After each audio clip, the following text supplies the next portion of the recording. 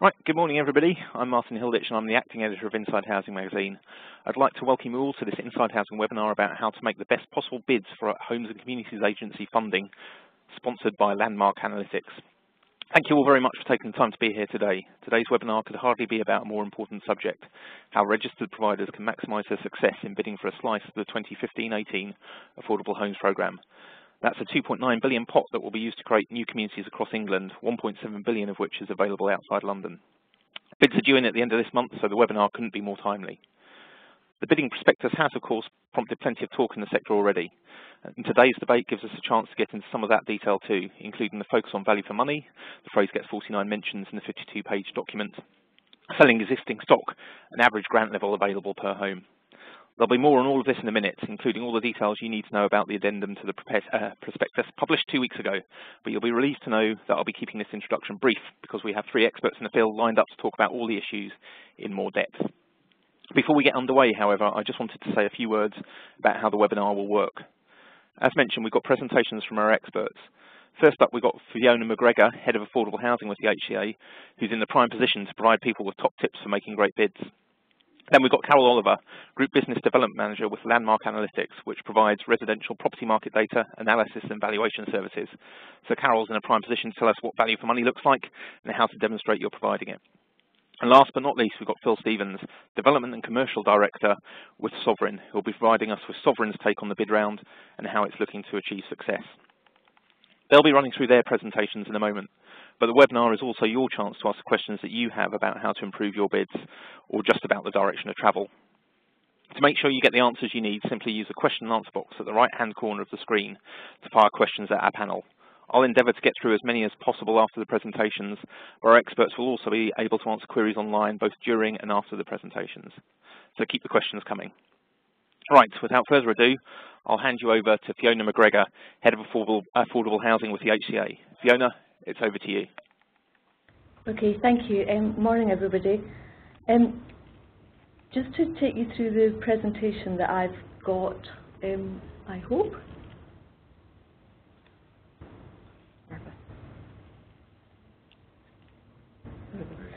Okay, Martin's covered some of this already, but I'd like to just give you a brief update on the programme as a whole, funding and timetable.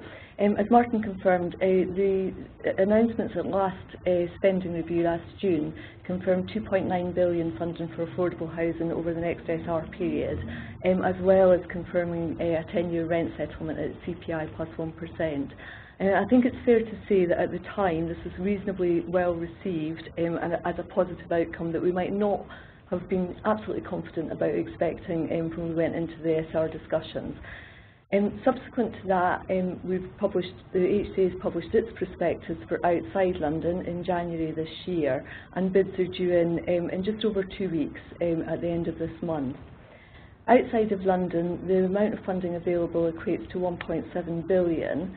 And other than the split between London and outside of London, there isn't any preset split across the rest of the country, and I'll come on to that a little bit again at the end when I talk you through how we do assessment and moderation. We'll be doing assessment and moderation of bids once they come in during May and June. That gets done first by our operating areas based on the bids that they receive for their area, and then we look at the national picture to pull together the programme. Our intention is to try and make sure that we can make allocation announcements in July before summer recess, once it's been through this sort of clearance process, both internally within the HCA and with department ministers and across government.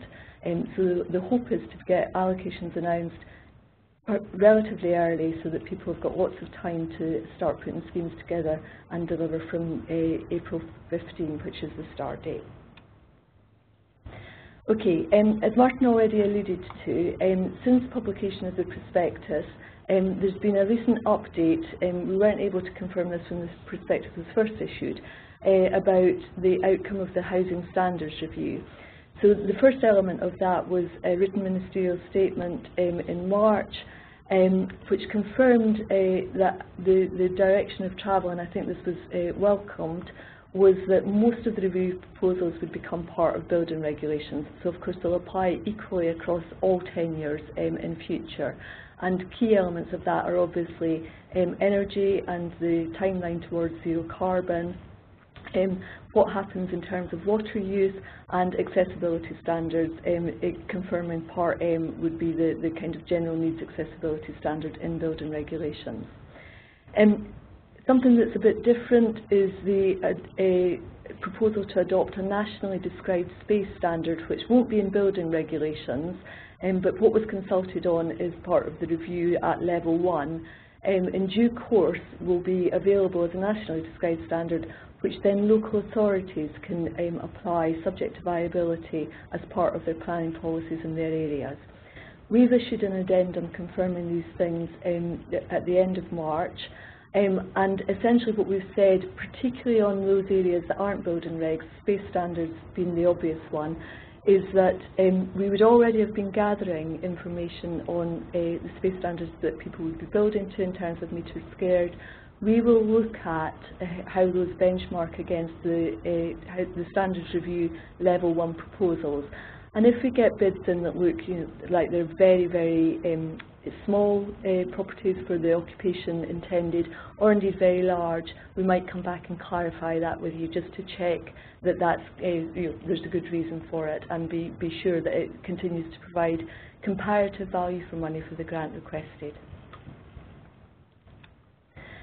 Okay. There are some things I think in the prospectus that have had particular emphasis this time around, possibly compared to last time, and it's just worth touching on those a little bit. The first one is we're, as ever, very keen that new homes meet local needs.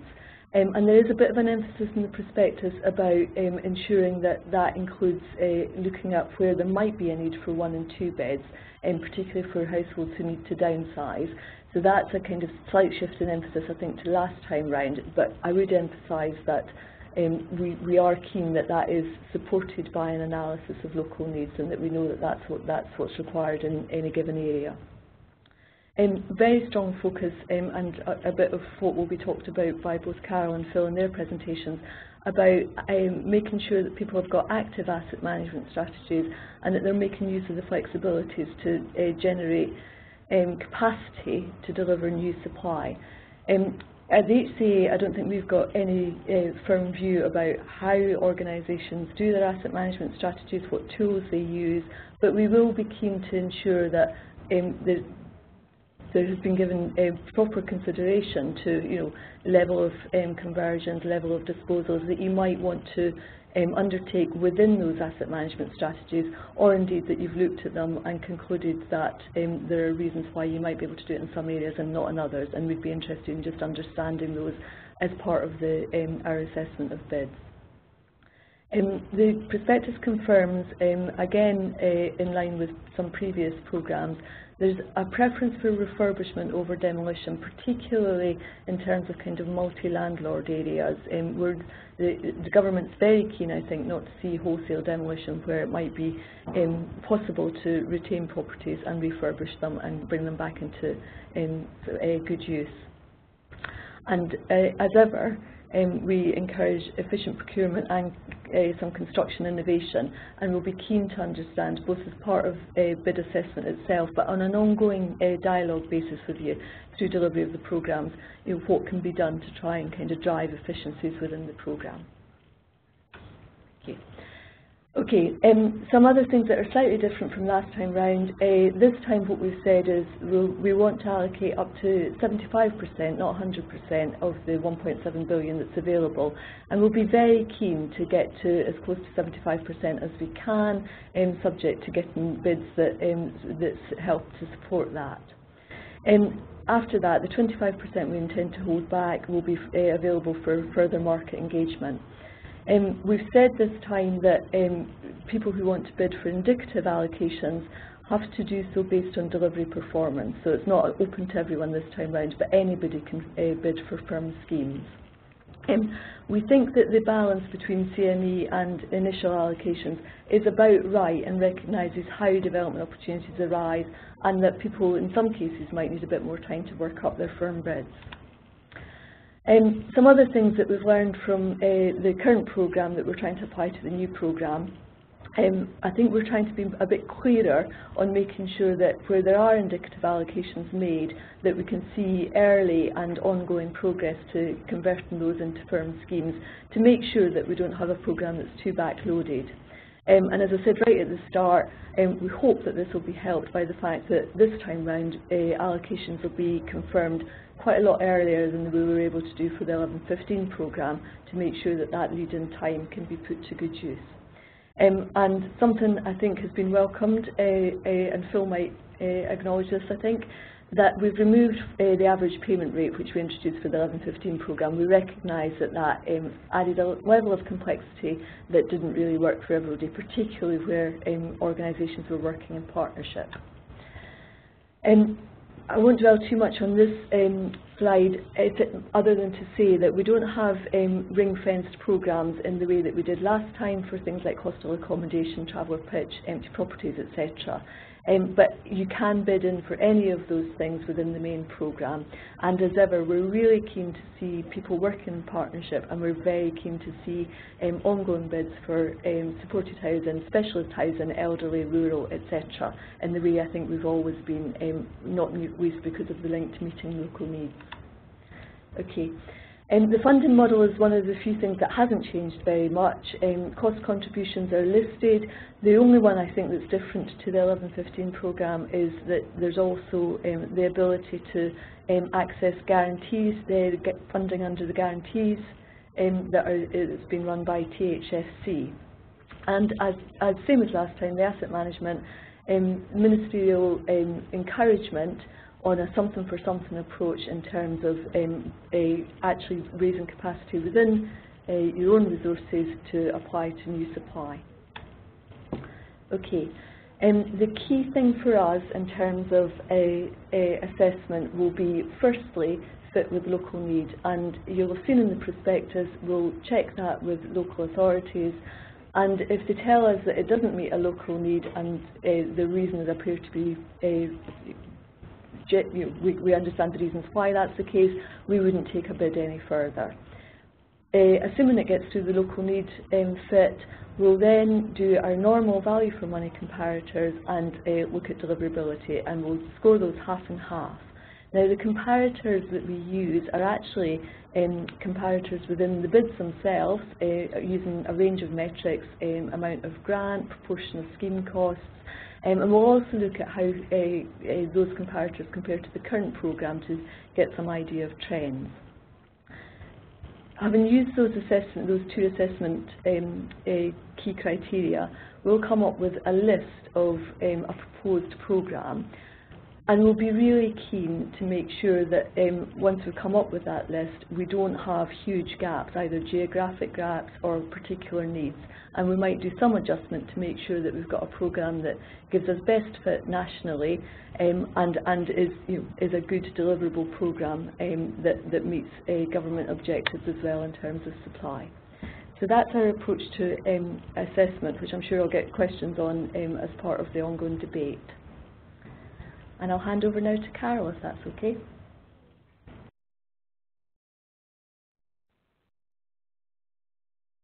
I'm working of where Fiona's raised a few points about flexibilities and enjoying those, and also just demonstrating, I hate to use, picking up on Martin's point about value for money, I'll try not to use that expression too much, but I think there's something for something that is quite crucial, and in terms of demonstrating those points that Fiona raised, as I say, we'll show some working examples, so thank you, Fiona. So essentially, this is intelligence, so we need to arm and furnish our bids with the most robust intelligence available, which obviously speaks from itself. You know, key questions and challenges that our housing provider clients come to us with is a myriad of data. So one question that's always asked is, what is deemed to be robust intelligence to inform risk strategies, where to put in for investment, development, and obviously in this case, bidding. RPs sometimes struggle to demonstrate with confidence evidence of the assets that are owned, their value and the risk associated with them. and also an ability to use intelligence to demonstrate that tenures are appropriate and really maximise on the benefits of having that flexibility now in changing those tenures and therefore getting maximum asset performance. We have providers coming to us, for example, with challenges that may not be everyday challenges right now, but may be coming in the future. For example, there is obviously the white paper out about the asset register. How disruptive would it be to an organisation to actually prove ownership of assets without having to go to a very expensive, externally outsourced solution? And I think if we can gather all this information right from the very beginning, and we have one central data set of all this ownership intelligence, and we actually know that it's critically robust in place, then we can go forward on that and use that, furnish that information for bid strategies and so on. Often our providers have a myriad of different systems working from different data sets, and often different teams within the providers themselves are sometimes duplicating results. And sometimes as well, I think a lot of our clients have actually overcome this now, but certainly inherited a legacy of reliance on expensive external consultancy services and data sets from previous organisations and so on, that there is some crossover. So with the ever-changing challenges and financial risks, but now also opportunities facing the sector, which has always been phenomenal in its ability to change and adapt, which I guess has never been more important than now. With that, it is really critical to inform all business decisions and improvement strategies with robust data, exactly as the private sector has for years. And also, you know, the housing sector should be enjoying the technology and the intelligence available that the private sector has enjoyed for many, many years. I think everyone's frightened of saying the word of sort of commerciality, but in terms of, you know, the environment that we're working in these days and looking for exploiting things like open market sale and being able to use that revenue to plough back into the organisation, I feel that's important. As I mentioned, a lot of our housing providers have inherited inconsistent and disparate data sets, which can be very time consuming, and often your officers and employees will have very good skills, and are they best utilised just trying to make rationale of your data. And we believe that providing transparency to robust data really is key, improving an essential part of making decisions. So to be doom and gloom, hopefully to put a bit more of a positive light on it, as I mentioned, there is absolutely no reason now why providers cannot enjoy and benefit from using straightforward analysis and intelligence for minimal investment and for, you know, best operational practices and best investment decisions. We like to go back to basics, looking at data cleansing and verification, even if it's just so that all your systems are just using the right and latest address matching going forward. Better intelligence obviously speaks for itself in terms of your reduced risk and better financial performance. As we mentioned, quite key for today's webinar, informed tender submissions and investment. The more robust the data, then the more likelihood of successful outcomes. I think also it's quite keen, and I'm not going to mention ring fencing of assets, but sort of something for something thing we will touch on. I think to use your data to be an advantage position for refinancing and investment. We've obviously all moved on from the days of Cosmopolitan, but I think, you know, it still remains quite competitive in refinancing markets. So I think having done your due diligence, it's just better all around for getting the outcomes you wish to more quickly. And obviously speaking for itself in terms of demonstrating long-term strategy based on robust and accurate business intelligence. One of the points that Fiona just raised about, you know, assessing the bids, it's just having, and being from the private sector and having to complete many tender submissions myself personally, it can be excruciatingly frustrating to not get past the first hurdle when you really do deserve to, but just some data has been misconstrued or has let you down. So an example of going back to basics was a provider that we work with, Family Mosaic, and they felt, you know, there'd been many different trading names and mergers and acquisitions and disposals, and they had some very good technical systems and enjoy those, but all from slightly different data sets. So first of all, we just looked at the database and just ensured that the addresses were correct, bedroom counts were right, and a wider range of metrics, so that from the word go, from the start of a 10, that all their systems were working best for them.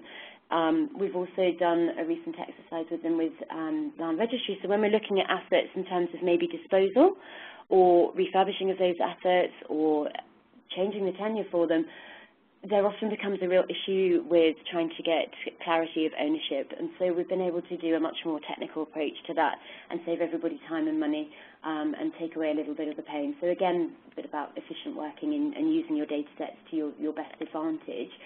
I'm going to have a look now at some of our online residential market analysis.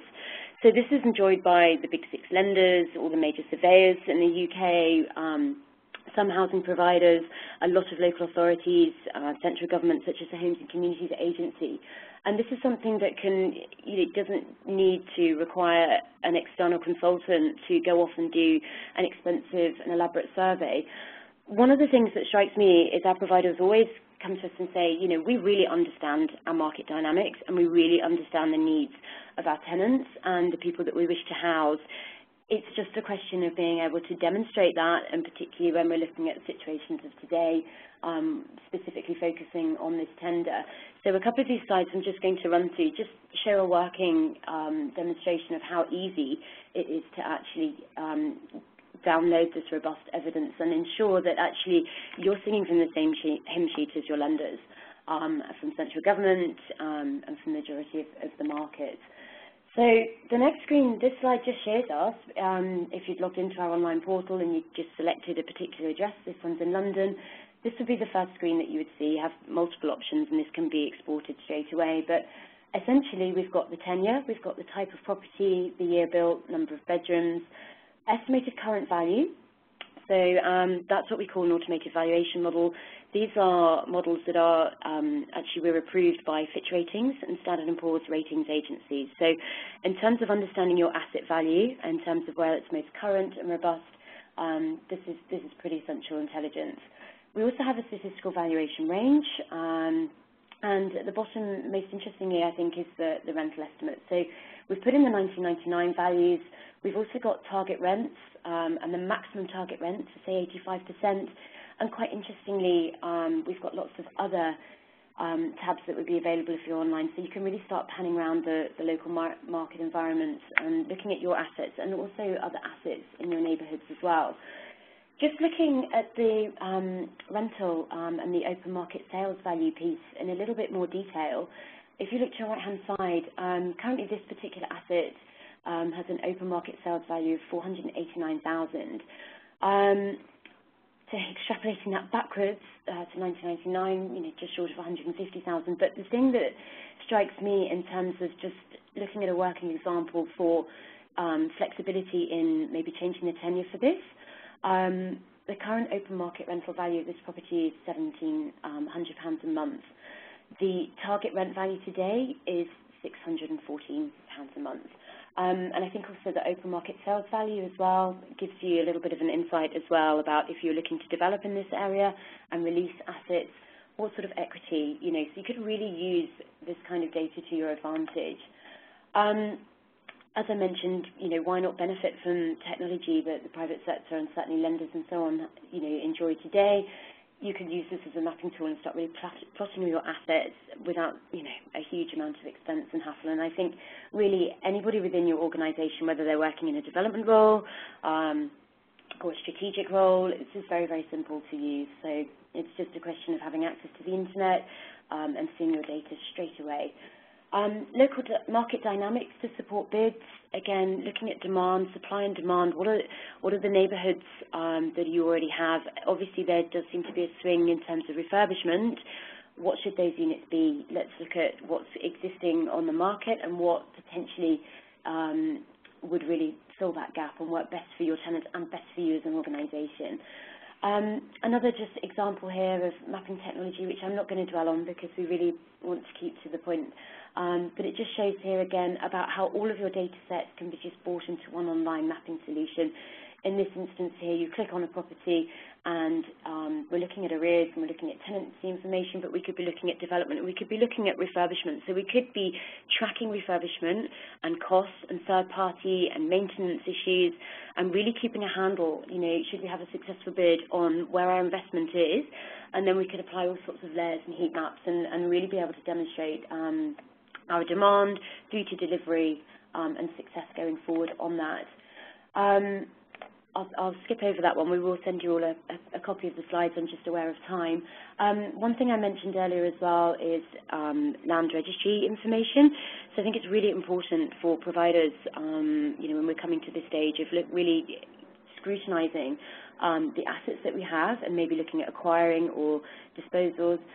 This is just another example of how your property information could be displayed on a map, which could be then overlaid with all your other data.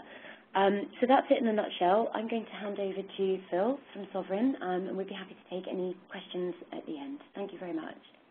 And just before Phil starts, I'll just jump in for a second and just remind people that we've got the Q&A box down the right-hand corner, because while we're making the presentations and while all that's going on, you can be feeding in questions that the panel can answer as we proceed. So I definitely encourage people to do that, because it gives you a chance to get your questions answered, and we'll take as many of them as we can after the presentations as well. Right, Phil, I'll hand over to you. Thanks. Okay, thanks very much, Martin. Good morning, everybody. This is my first webinar, so please go gently with me and not too many difficult questions in the little box down in the corner. I'm going to cover, just try and get my slides here.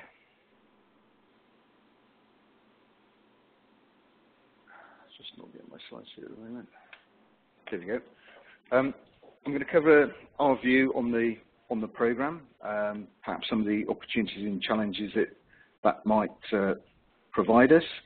Also try and talk a little bit about our asset management approach and the questions we're asking ourselves internally as a business as we prepare for the 30th of April. And be interested to hear some of your views on that as well.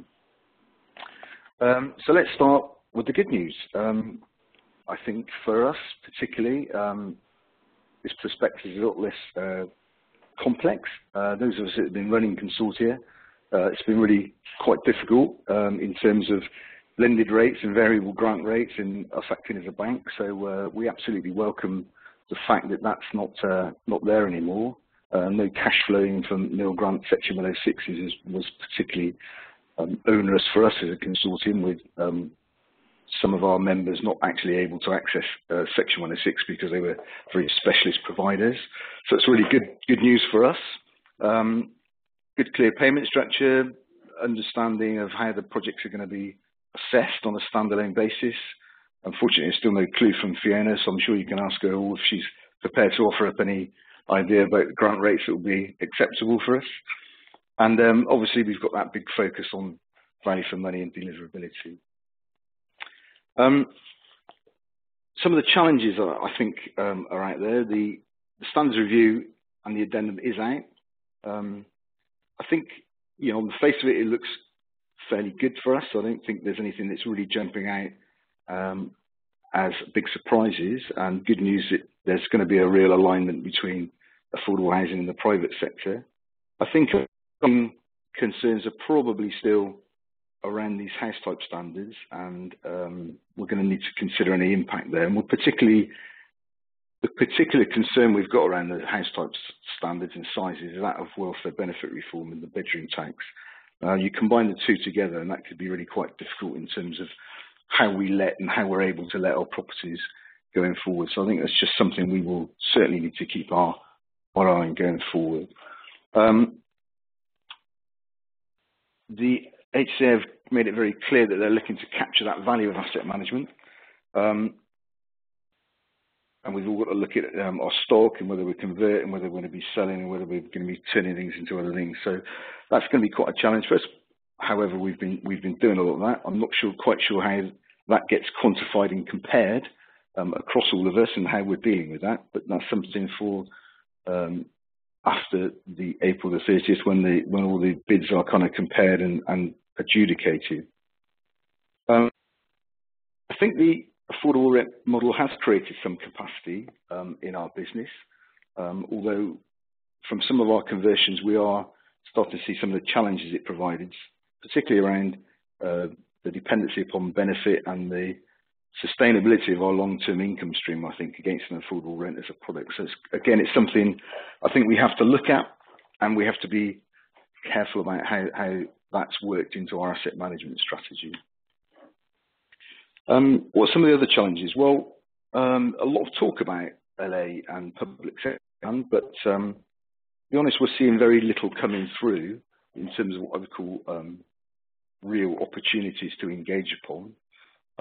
So I'd be interested to see if others are getting real support from some of their local authorities about bringing land forward to work on together without it actually going up for sale or looking for best price on.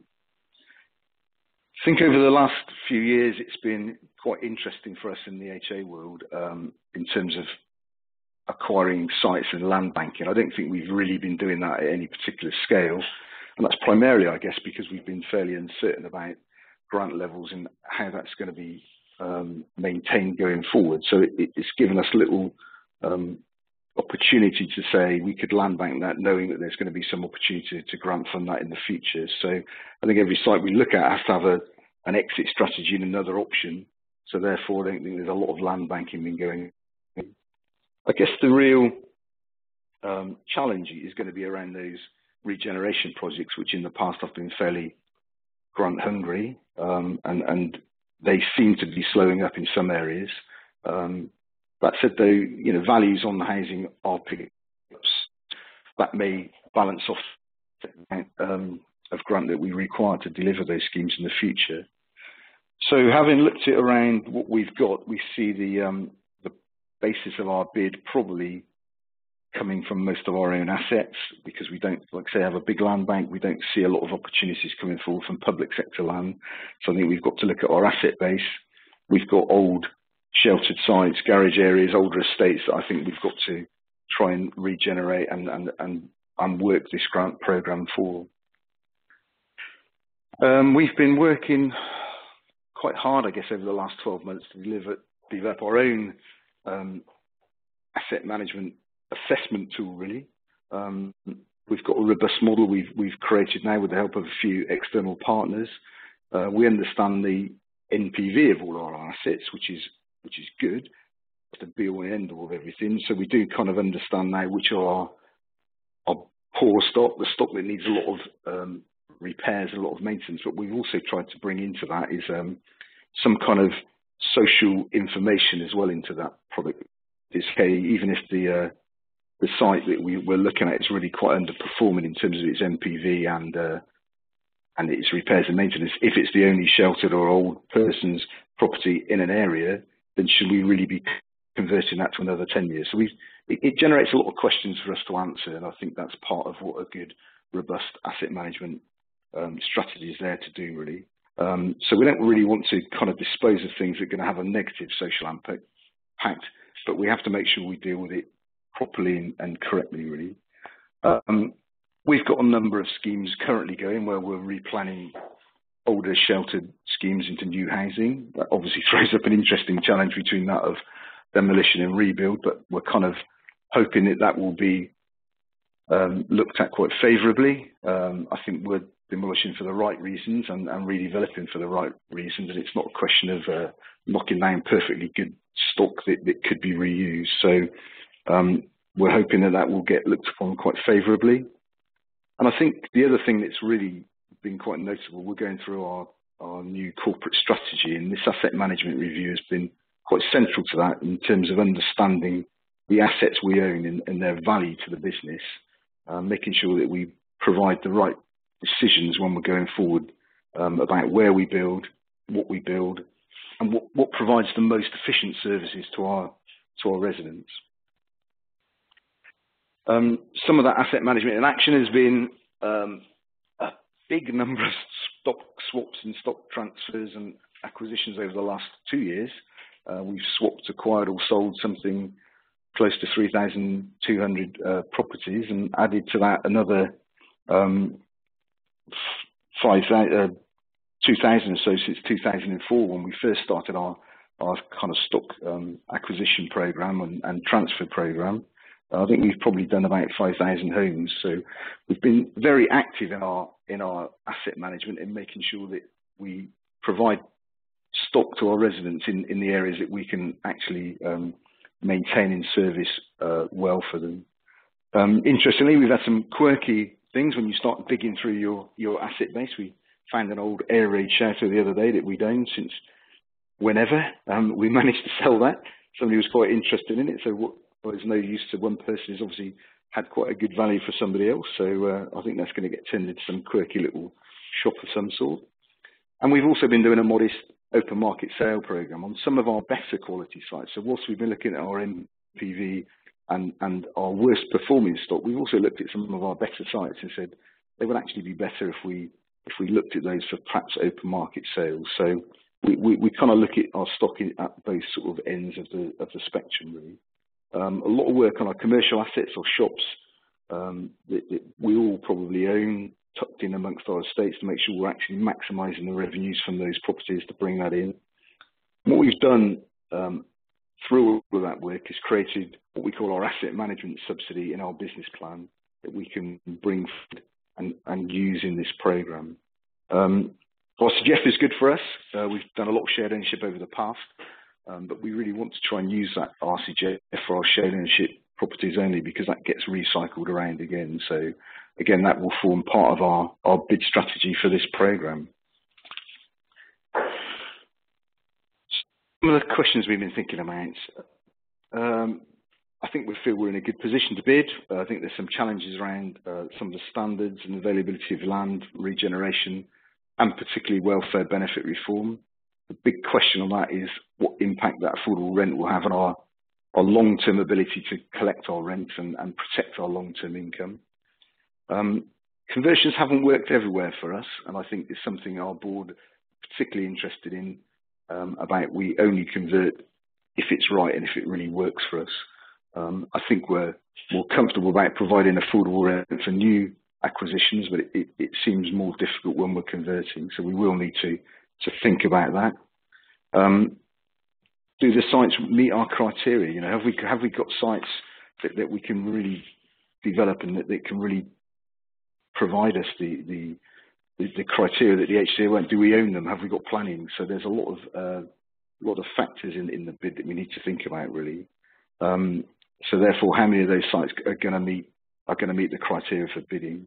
And there's actually a lot of other opportunity out there. I know you've probably seen some stuff in today's press about some of the bigger associations perhaps not bidding too high in this programme, but actually doing a lot of work outside of the programme. And I think that's an interesting question for us all, really. There's certainly in the areas we're working a lot of big strategic sites coming forward.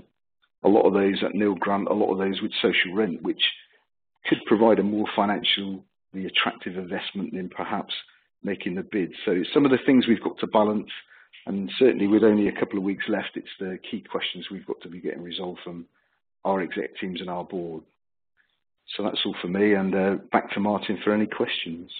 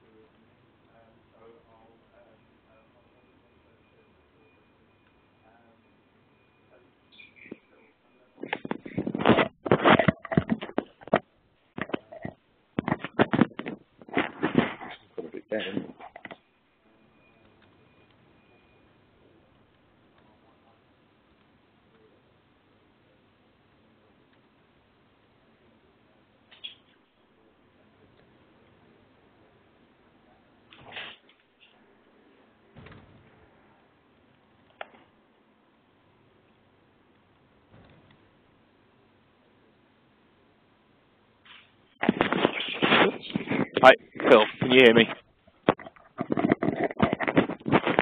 Hello? Phil, yeah, sorry, I was talking about the difficulties Right. converting to affordable rent that you were talking about, and I just wondered whether you can talk me through what you think they are, and given the focus in the prospectus, how you propose to talk to the HCA about some of those difficulties. Well, we have talked today about some of the difficulties recently. I think the thing for us, as four LSVTs, I guess, coming together into one big business, we've got huge concentrations of stock in some areas, which is quite old and quite difficult. So it's that kind of balance of moving people or changing that tenure to quite high rents, I guess, in certain areas where the balance of the rent is nowhere near that level. Therefore, it becomes lettability. But the thing I think we've noticed more than anything has been just the level of benefit dependency that people have been moved into. And it's that kind of thing that we're living with old choice-based lettings type arrangements for letting those properties and nomination agreements that I don't think have caught up with the tenure. So I'm sure when affordable rent was dreamt up, certainly the kind of noises that Mr. Shapps was making was not about letting to the people that were kind of being asked to let to, and it was more people with ability to kind of earn. And I think that's our problem. I think we can control it a bit better going in on new stuff, but it seems to be much more difficult on our older existing stocks. I think our board have got a real kind of concern that we're kind of creating problems going forward for not huge return in some areas. There isn't the huge value coming out of the conversions that I think people were expecting. Some areas I accept are quite high, but there are other areas where social rent is quite low still. Affordable rent is not much higher, and if you take service charges into account, in some areas we've had affordable rent, actually the capital value you can capitalise is lower than you charge on target rent. So I don't think it's creating a huge pot that everybody was thinking it would, really. Okay, and Fiona, are you getting or having a number of these conversations? And I just wonder whether you can perhaps enlarge on how you're dealing with them. And then Carol, it would be great to come to you about what you think providers should be doing in this area, how they should be approaching it. So Fiona, sorry, are you having a number of these conversations? Yeah, we're having some of them, Martin. I think it comes up in some areas more than others, and I think there are kind of two aspects to it, as Phil's alluded to. In some areas, actually, the difference between social rent and affordable rent isn't that great. So on the one hand, that makes it probably a bit less difficult, both in conversations with local authorities and in terms of impact on tenants, to convert between the two. But of course, it doesn't generate quite the same capacity. In other areas where the gap is bigger, Phil's quite right. Organisations will have to be mindful about what that means in affordability terms for their tenants. And where we think this is kind of working well is where there can be kind of reasonably mature conversations between providers and the local authorities in which they're either undertaking conversions or building new affordable rent properties about just how and who gets nominated to those properties through the allocations process, so that you might look for a kind of a sort of more graded mix, if you like, about who's being housed, to try and manage that impacts in terms of what might happen through welfare reform, who might be able to benefit from an affordable rent rather than having to be in the market, but because they're working, they have a real benefit from being able to access an affordable rent property, if you like. So there's quite a lot of nuances around that. We are having those conversations, and there is a piece of work, I think, going on at the minute with NHF, led by the NHF, with associations, and talking to the LGA about trying to get a better understanding of how the interplay of affordable rent and conversions to affordable rent can work well with mature, sophisticated nominations approaches. And just for anybody who's not aware of that, what's the kind of timescales on that? When's that likely to be feeding back in? I think that works very well. Now, actually, others might know a bit more about it than I do, but I think they were certainly actively working on it in a discussion, the roundtable discussion with the LGA that was held in February, and my understanding is they're working on reaching some conclusions in the summer. Great. Thanks very much. And Carol, I'll move on to you, and Phil, I'll let you come back on some of that in a minute if you want to, and then I'll move on to some of the other questions. But yeah, Carol, if you want to jump in. Yeah, sure. Thank you. Just sort of, I think Phil's raised a absolutely key challenge. There are some areas, and obviously it is very market dynamics driven and very area specific, but there are some real disparities between what would be achievable and affordable rent, particularly where you have an area saturated with benefit dependence. With actually achieving open market rent, there are huge gaps. It does depend. I mean, I was looking for a client yesterday at London Borough of Newham. It happens to have one of the highest number of households waiting on the housing list. Now, obviously, we need to take some of that with a pinch of salt because we understand the way that works with the local authority. But on Fiona's point, in terms of working much more closely with the local authorities, the gaps were much smaller within London Borough of Newham, the dynamics. So the gap between affordable rent, target rent, and private rent was much smaller, but also then the return on investment, if you were looking to achieve revenue that way, is also much smaller as well. So it is a challenge, but I think it's really a question of, I mean, that sounds promising for the summer, so we'll look forward to that. But I think it is a question of really making, again, that case transparent and working with local partnerships and particularly with the local authorities in terms of that actual need. It's got to be viable for the organisation to take this forward at the end of the day. So the maths have to stack up. Yes, viability definitely important moving forward, I think. And I'll just move on to some of the questions we're getting coming through. So Dave Summerhills asked, with the HCA pushing for oven-ready schemes, how does the panel suggest that we deal with the change in space standards and unit sizes where we have schemes with full planning? So Fiona, I don't know if you want to take that one on. Martin, I'm trying to type at the answer to that question. So let me talk through the answer, and then I'll multitasking, yeah. Indeed, not very well, I don't think. And Dave, I think actually this is a really good opportunity, and I'm glad to be given it to actually talk this through rather than just type the answer. And I think it's important to be really clear that the Level 1 space standard that was proposed as part of the Housing Standards Review, that is not an HCA applied standard. This is not a change in standards per se. I'm not sure people have fully understood this. The HCA is not applying Level 1 as a new space standard. What is proposed is that government will in due course adopt Level 1 or similar as a nationally described standard, which at the point of adoption becomes available for local authorities to then apply through their planning policies. So those things aren't there and haven't happened yet, but of course we're mindful that in some cases local authorities might adopt them in future.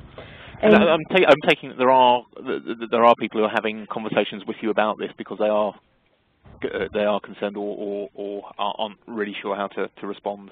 Sure, and well, obviously the questions that are coming in through the webinar are kind of picking this up. So if you've got an oven-ready site, as Dave's described, then you should bid that in as it is. And what we will be doing is benchmarking and looking at what that looks like against the Level 1 standards. But we are not saying that the Level 1 standards are those which must be met. We will use that to identify any homes that look really, really small or indeed really large, as I said in the presentation. Now, I think the key point for us and for providers, in fact, is that if you look at what is generally being built by registered providers now, most schemes are a little bit above the HQI minimum standards that the HCA used to set on space, and the average is around, it's not that different to the Level 1 standards. So a lot of what organisations are choosing to do already is above the minimum that they have to do when we did set standards and is not that dissimilar to level 1. I think, assuming that you've not radically moved from that in the schemes that you're working up for this bid round, that sounds absolutely fine in terms of what we'd expect to see. Phil, is that an issue? Oh, well, again, you mentioned it in your presentation, but I mean, is that an issue you've had much concern about? And does that answer your any questions you might have as well? Yeah, I think it's a sensible answer. I mean, obviously, you can't build things that are too small that you can't let, based on the new welfare benefit reform. So we have to make sure that the properties we're providing, not only meet the standards, but actually can be let under the new welfare benefit reforms and bedroom tax kind of rules. So it's been driving us to do slightly bigger units than perhaps some of the developers have been providing anyway. So it's a kind of constant discussion we're having, particularly on some of our Section 106 sites, where developers tend to go for smaller standards, but we've been having to make sure that they're upheld to a better level. The stuff we build ourselves will always be probably of a slightly better standard than normal anyway, like Fiona says. So I don't think we've got a real issue coming forward on that basis, but we have to be very, very mindful in the scrutiny of new schemes that we're putting forward that they're going to actually meet all of the requirements. So I think it's about doing your scrutiny well on the way into a project, really. Okay, and Carol, I'll bring you in a second. I'll just take another question from James Pargeter, who's talking about the level of demand from anticipated bidders, asking whether, with some of the reservations expressed so far, either publicly or privately, is there a danger that the 15-18 programme will be undersubscribed? So, I mean, I guess from Fiona, it'd be just interesting to kind of sound you out about the level of demand and the interaction you're getting so far, and then perhaps Phil as well. It would be good to kind of get an understanding about kind of roughly what the level you're going at. Is it the same as before, more, less? Just to kind of get a bit of a feel. Yeah, Fiona, I don't know if you want to kick off with that. Sure, of course. And I think this is in Inside Housing today, actually, Martin. And James, thank you for that. I mean, I think I really don't want to speculate about what the level of interest might be, because, quite frankly, it's just impossible to kind of make a call on that. I think the kind of couple of points I would make are that we've been getting a lot of inquiries from a lot of potential bidders. So certainly in terms of interested parties, we're getting we're getting quite a lot of inquiries through our FAQs, directly at seminars, through our operating areas.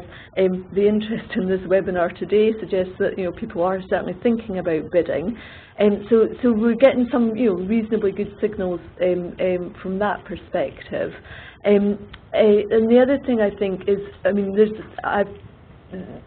a bit of, you can really never tell in advance what the level of bidding might look like. But I understand that London, who closed their bids earlier than we did, were actually oversubscribed. So I don't know if that kind of is a sign or not. From our perspective, we are really keen, right, as I said right at the start, to maximise the lead-in time for delivery up to April 15, and therefore, if we get good value for money, deliverable bids by the deadline of 30th of April, we will be looking to maximise those we allocate to at the outset to make sure that we can hit the ground running in delivery terms for the new SR period. So we'd be very keen that people bid in where they do think that they've got schemes that fit that description. Thanks, Fiona, and nicely answered. And Phil, just from your perspective, I mean, roughly, where are you going compared to previous bidding rounds? Are you a good news story for the HCA, or something they should worry about in terms of numbers? We're always a good news story for the HCA. I set you up. There you go. I think we're being slightly more cautious this time. I mean, the bids will look lower, obviously, because we're not putting all those nil grant Section 106 to bolster the programme that we did last time around. So this is real schemes with real grant going in this time. And I think we are going to be a little more cautious of making sure that they're deliverable. And I think that's probably caught a lot of people out in the last bid round. And it's that thing I was talking about earlier about, have you really got everything buttoned up on your site yet that you kind of feel comfortable? So I think the CME bit has kind of made us all go, well, if that's there, we might not just put that in now. We might just kind of make sure we get that a little bit further down the line before we go for it. It's a kind of risk for us. I understand that, and it will be a risk strategy that we have to think about, because if there is a big oversubscription, then the HCA may be prepared to kind of allocate more than they're saying. But I think we've got to balance what we can really deliver against what's kind of not quite ready yet, but will be in the next 12 to 18 months, I guess, in which case we'd then be certainly pitching for CME. And I think that's shown in the AHGP programme. When we pitched for something in that, we only did about 50 units, I think. Already we're up to about 300 in that, because we knew the flexibility was in there to do it. So I think it's about using these programmes in the way that kind of that work best for you, really. Great. And just as time's ticking on, I'm aware there's a number of questions. If the panel can dive in and answer as many as possible, that would be great in the Q&A box. I'll bring Carolyn in now, but I'll just take this question from Elena Sherbach. Apologies if I've got the surname slightly wrong. She's saying, we welcome the requirement to show the bid is meeting local needs. How can we best evidence this in the bid itself? Carol, I don't know if you want to jump in. Yeah, certainly. I think it's a question, as I mentioned right at the beginning of the slides. Pretty much all of our housing provider clients come to us and say, we really understand the needs of our tenants, but it's being able to demonstrate that. So I think it's about getting the right, robust set of evidence together, which would obviously be about needs.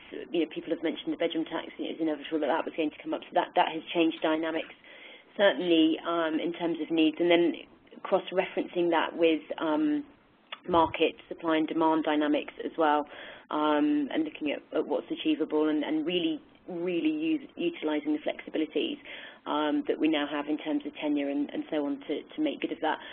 Really, Phil and Fiona, I think, are much more qualified to answer a lot of these questions that we're getting up on the panel screen now. But one thing I would say is that I'm aware of a lot of our clients are actually putting in their own bids directly and acting as private sector developers for a lot of schemes. Whether that makes any difference to the amount of the level that they're going to bid for this year, I really couldn't say.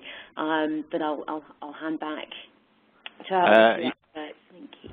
And I'll move over to Fiona with that, and I'll throw another one at you as well. So which has just disappeared from my screen because there's a few more coming in. It's from Gordon Bourne. He says, what criteria will be used for assessing continuous market engagement bids, and will those schemes need to be firm prior to submission? So Fiona, if you want to take it away with both of those. You might have to remind me of the first one, Martin, because my multitasking skills have failed me. I was typing in at the same time. Just on the criteria for CME, yes, I mean, I think the first bit of the answer is the criteria at CME will not change, and I think it's probably worth making clear that the criteria don't get any easier through CME. That's something that we get scrutinised on quite heavily from an audit perspective, so they don't hold off for CME thinking that the criteria for assessment will be altered.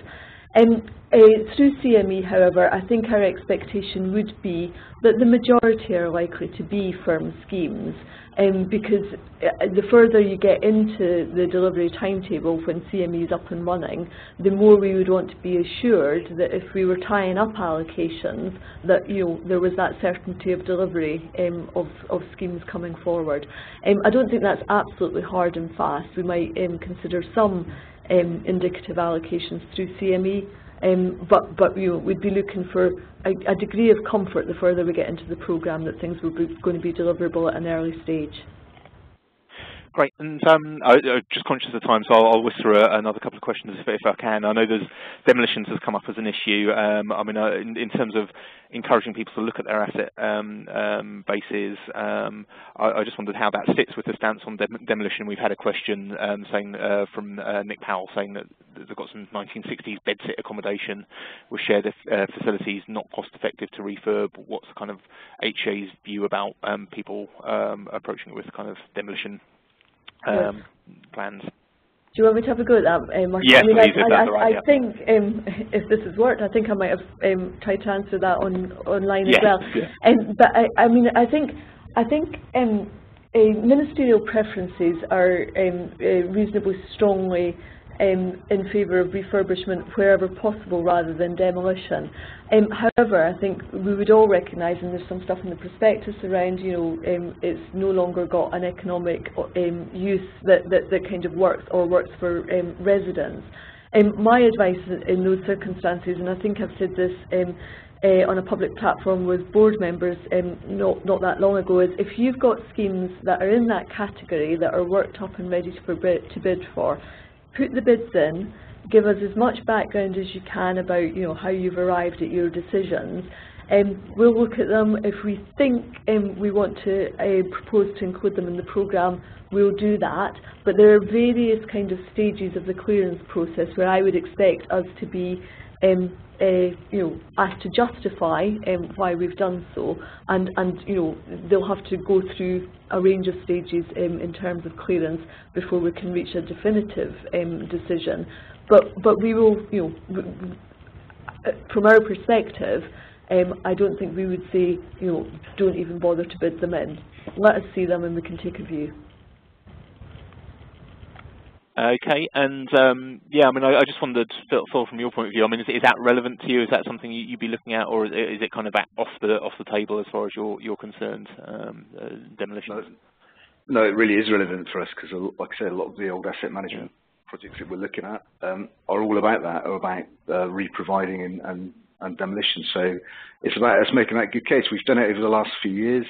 I think the benefits of some of the schemes that we've produced with HCA grant have been there to be seen. I don't think our kind of demolition is the kind of demolition that I think the political kind of view in the prospectus is trying to preserve, which we kind of understand is more about perhaps some of the housing in the north that they're trying to knock streets down wholesale. Really, I mean, our stock is old stock, it's old bed sits, it's not fit for purpose really, so to try and refurb that would be quite difficult really. So I think we just need to make sure we put the right case forward with our submissions really.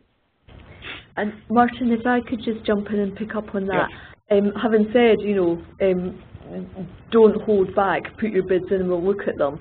If it is that kind of wholesale multi-landlord demolition, which is very explicitly stated in the prospectus as something that we don't want to see, I don't think we would.